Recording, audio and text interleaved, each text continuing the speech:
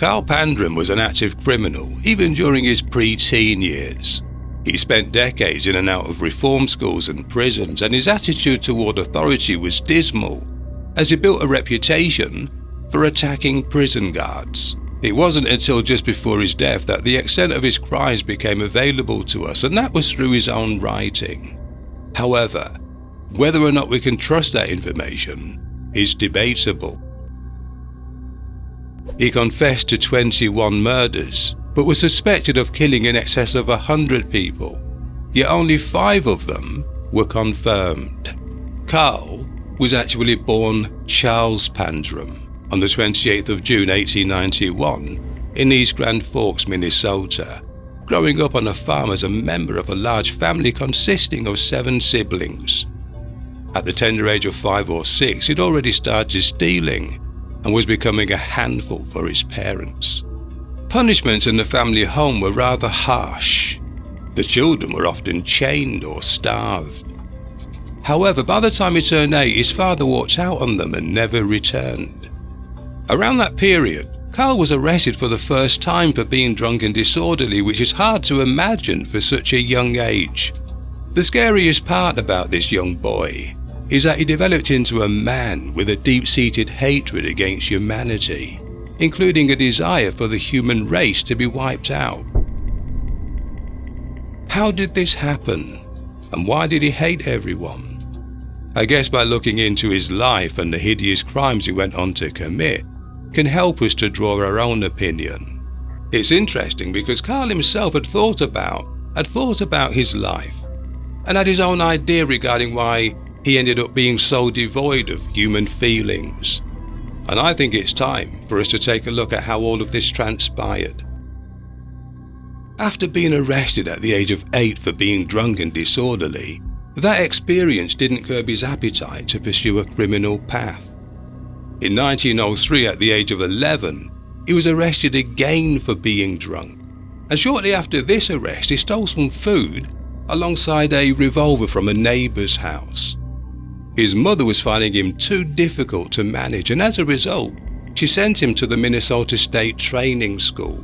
The school was a juvenile detention facility designed to reform young offenders, where he stayed from the ages of 11 to 13. Unfortunately, while he was there, he was beaten, tortured, and repeatedly essayed by staff members. This was despite it being enveloped by Christianity. Yet if anyone misbehaved in some way, the staff would severely punish them. Carl had difficulty reading due to a lack of education, and this was the main reason he was constantly taken to what was known as the painting room. The painting room was where youngsters were often taken to be literally beaten up, and by the time they exited the room, they'd be covered in bruises of all different colours, just like the colours of paint, hence its nickname. After a while, he became resentful toward both authority and religion. Let's not forget he was under a Christian training program. And not long before his release, he found great pleasure in burning the painting room down.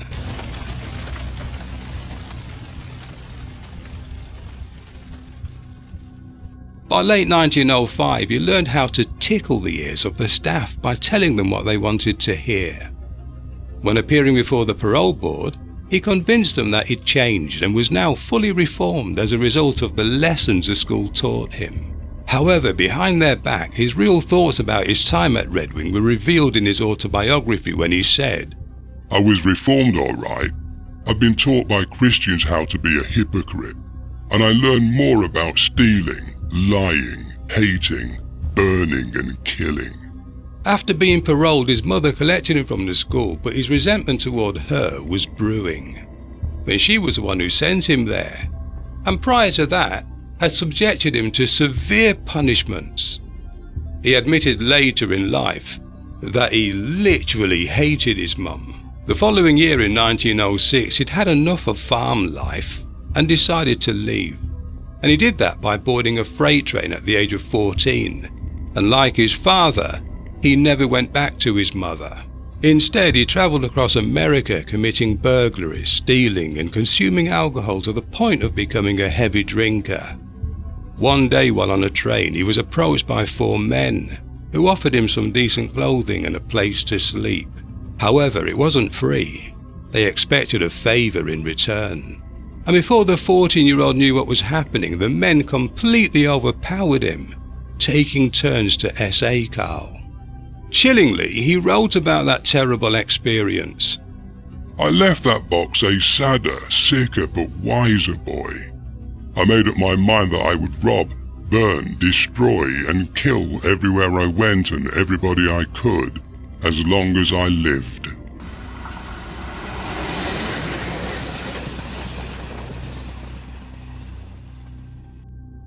He then went on to be arrested in Montana for burglary, receiving a 1-year sentence in the Montana State Reform School. Although he was only 14, he had the physique of a full-grown man, weighing close to 200 pounds, plus he was 6 foot tall. One of the staff members there treated Carl disrespectfully to the point that he just couldn't take it anymore, resulting in a vicious retaliation. Carl beat the man senseless, but as a consequence, a number of guards returned the favour with interest. It's not hard to understand that Carl was a violent individual, but at the same time he was also the victim of violence. He eventually found a way to escape the reform school with another inmate named Jimmy Benson. Between them, they manoeuvred a path that incorporated a string of robberies, including stealing guns and committing arson throughout the Midwest. Carl's preferred targets were churches, as they held a significance due to his inhumane treatment in that Christian detention facility in Minnesota. By now, his psychological development, like cognitive thinking, moral reasoning, and personality traits, were dead set against authority figures. After about a month on the road with his fellow outlaw, they decided to part company. And it's no surprise that Panzram became an alcoholic while still a teenager. And one night when he was sitting in a bar in Montana, he listened to an officer who was recruiting people to join the army. This led him to enlist. However, having no respect for authority led to a constant refusal to follow orders, and he was always intoxicated. His insubordination, together with getting caught for stealing, made it clear he was impossible to control. It led to being court-martialed and sentenced to 3 years imprisonment at the disciplinary barracks at Fort Leavenworth in Kansas. He was consequently dishonorably discharged from the services, and this punishment was approved by the then Secretary of War, William Howard Taft, who shortly afterward became the 27th president.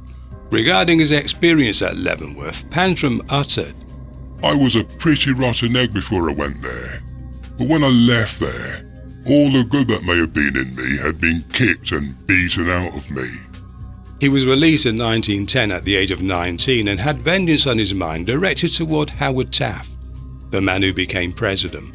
At this point, he had nowhere to go. He didn't have a home, a family, and he didn't have any prospects.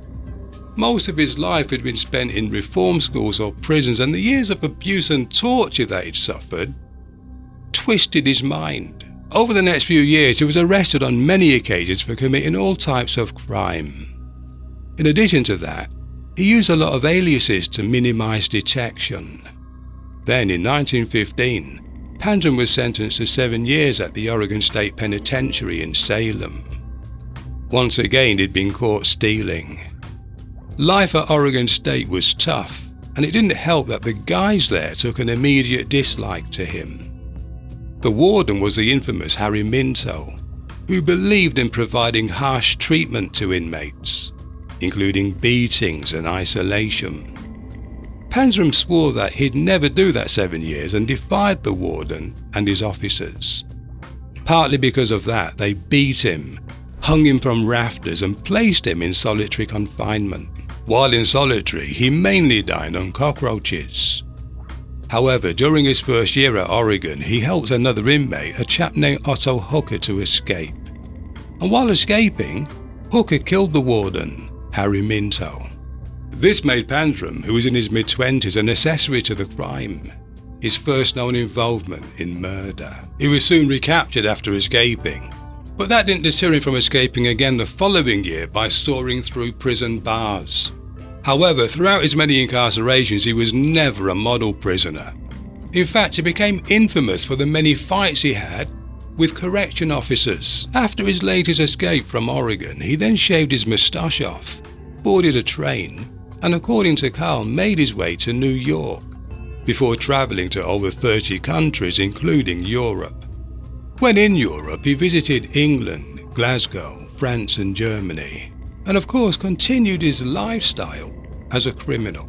However, by the summer of 1920, he was back in the States, making his way to New Haven, Connecticut, where he was dead set on revenge against William Taft, the man who approved of him being sent to Fort Leavenworth in Kansas 12 years previously in 1908. This was the man who served as President of the United States from 1909 to 1913. Carl acted out his revenge when breaking into his home, stealing large amounts of bonds and jewellery, plus a semi-automatic pistol, specifically a .45 caliber Colt 1911. With the money he gained from the crime, he bought himself a yacht, which he registered under the alias name of John O'Leary. He then hired a number of sailors he lured from bars to work on his boat, while offering them alcohol, with an ulterior motive, as he was becoming more and more sinister.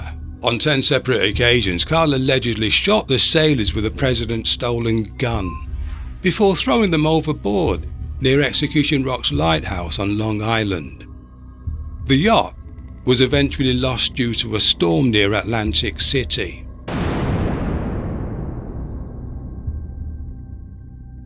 He then fled to the west coast of Africa, ending up in Luanda, Angola, and while there he frightfully used a rock to smash against the head of an 11-year-old boy, a boy he'd just essayed. Yet he wasn't finished with him until shooting the youngster to ensure he was dead. He wrote about this murder when he said, "His brains were coming out of his ears when I left him, and he will never be any deader." Also, while in Africa, he hired 6 locals to help him with a crocodile hunting expedition. And when the crocodiles appeared, he shot all 6 of them, throwing their bodies to the hungry crocs, demonstrating the extent of his hate for people. By the summer of 1922, he was back in the States, where he continued his hate. He came across 2 young boys, beating one of them with a rock and strangling the other one. Both victims were essayed before he murdered them. In 1923, he tried to rob a train depot in Larchmont, New York, but was caught, resulting in a 5-year prison sentence. His new home, the Clinton Correctional Facility, held a reputation for being one of the most brutal prisons. The prison guards were known to inflict abuse and outright torture to prisoners. Panzram, in his typical way, made no effort to become a model prisoner, and not long after arriving there, he tried to firebomb the workshops. Additionally, he attacked one of the guards in an attempt to kill him but failed. He then made an effort to escape by jumping over a prison wall, but landed on a concrete step. The daring plan was unkind to him, as his legs and ankles were broken, and on top of that, his spine was badly injured. For some reason, he didn't receive any medical treatment for 14 agonizing months. Eventually, he was operated on, and once his body was feeling better, he raped a fellow inmate, which sent him back to a familiar environment in solitary. Although he found himself in constant pain in that cell, it gave him time to envision what he'd like to do.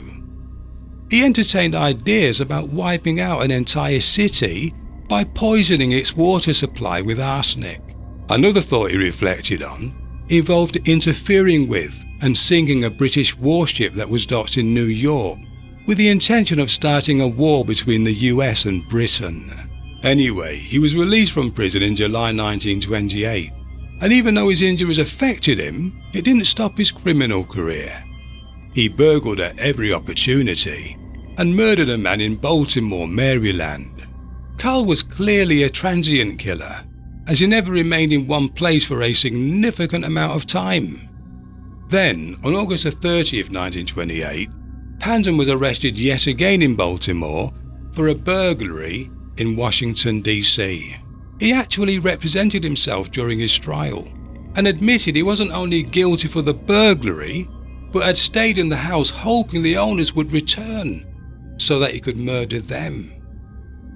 Fortunately, they didn't show. During his interrogation, he confessed to killing 3 young boys earlier that same month in August, one in Salem, one in Connecticut, and a teenager in Philadelphia. Panzram's confession to killing a boy at Pier 28, on what was formerly known as League Island near Philadelphia, was confirmed. The authorities were unable to corroborate the other confessions, but they investigated the areas where the murders were carried out and began to identify Panzram as a serial killer. And this time he was sentenced to 25 years. Ironically, he was returned to the Leavenworth Penitentiary, the one he especially hated. It was the same prison where he previously said that any good he may have been holding on to had been kicked and beaten out of him. However, his intention to kill anyone he could get his hands on wasn't over yet. When he arrived and was being reintroduced to the rules by the warden, Carl made a sinister remark by warning him with these words: "I'll kill the first man that bothers me." Because of his psychotic nature, he wasn't allowed to mix with the general prison population. Therefore, he was assigned a job in the laundry, which allowed him to work alone. Unsurprisingly, it didn't take him long to keep his promise to the warden when he killed the laundry foreman by beating him to death with an iron bar. It was for this crime that Carl was sentenced to death by hanging. Despite measures taken by human rights activists to avert the sentence, Carl refused to appeal and lashed out death threats toward those who were trying to help. In his writings, he explained his view on this. "I look forward to a seat in the electric chair or dance at the end of a rope, just like some folks do for their wedding night." The case of Mr. Panzram, in my opinion, is a tragic one. He was determined to kill and destroy to the greatest extent possible. His anger was pure, without limit. He was completely out of control and shaped by violence, becoming the extreme version of those who committed crimes against him, which he then reflected against others. However, on death row, a kind-hearted guard named Henry Lesser felt sorry for him and gave Carl $1 to buy something with, an unusual occurrence. Soon afterward, the 2 men became friends, which was almost unthinkable. Henry spent time with Carl, encouraging him to write his life story, even providing the instruments for him to do this. Panzram hadn't really had a real friend, and decided that writing about himself was doable. However, his writing spared no details about the disgusting things that he'd done, and it took just over a year to record. And this is a reason why we know so much about his criminal history, as a good chunk of it has been verified. If we take an extract from his writing, it will paint a picture regarding who he was. "I am 36 years old, and I've been a criminal all of my life. I have 11 felony convictions against me. I have served 20 years of my life in jails, reform schools and prisons.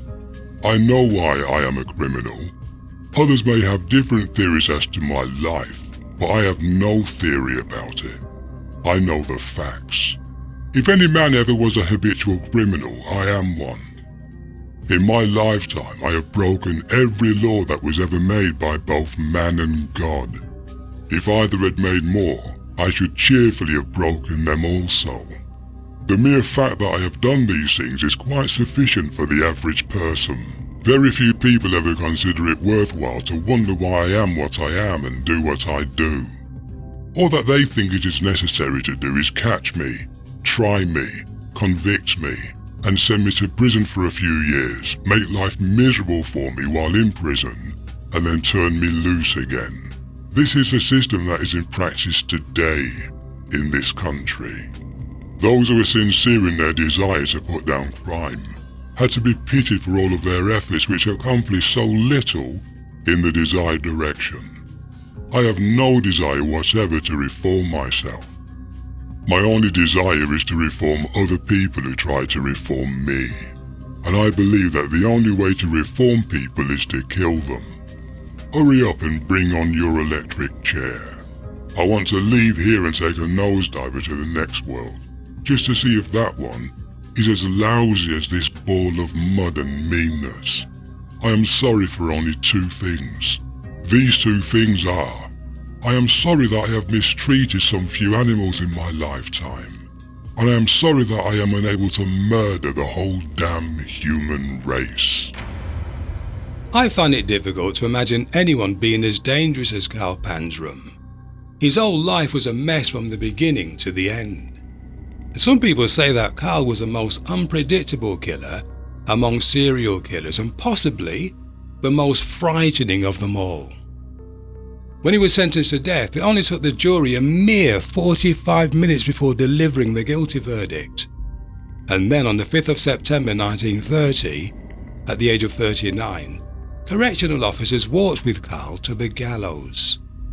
His execution was witnessed by a relatively small group, made up of a few newspaper journalists, a couple of US Marshals, and a number of correction officers.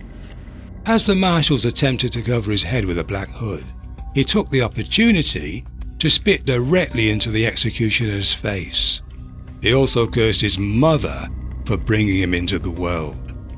The man who committed 5 confirmed murders, alongside 21 confessed killings, and suspected of murdering in excess of 100 people, was finally put to death. It'll be good to hear what you think about this case in the comment section down below. Well, I'm Royston, thanks for watching, and I'll see you in the next one.